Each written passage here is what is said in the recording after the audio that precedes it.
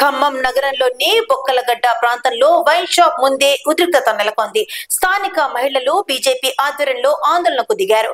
Wine shop వల్ల విపరీతమైన ఇబ్బందులు ఎదురవుతున్నాయని బాధిత మహిళలు ఆరోపిస్తున్నారు. ఈ ఆందోళనకు బీజేపీ రాష్ట్ర కోశాధికారి దేవకి వాసుదేవరావు మద్దతు తెలిపారు.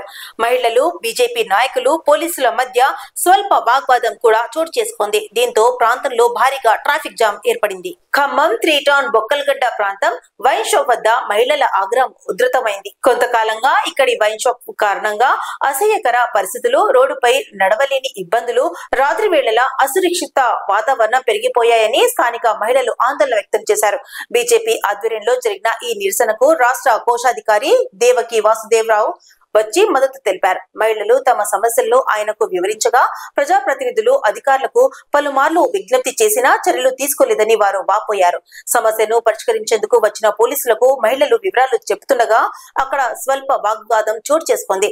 వైన్ షాప్ ను వెంటనే తరలించాలని లిఖిత పూర్వక హామీ ఇవ్వాలనే మహిళలు డిమాండ్ తో పరిస్థితి ఉధృతంగా మారింది. ఈ ఆందోళన కారణంగా బొక్కలగడ్డ ప్రధాన రోడ్డుపై భారీగా ట్రాఫిక్ నిలిచిపోయింది. పోలీసులు పరిస్థితిని నియంత్రించేందుకు అదనపు బలగాలను మోహరించారు.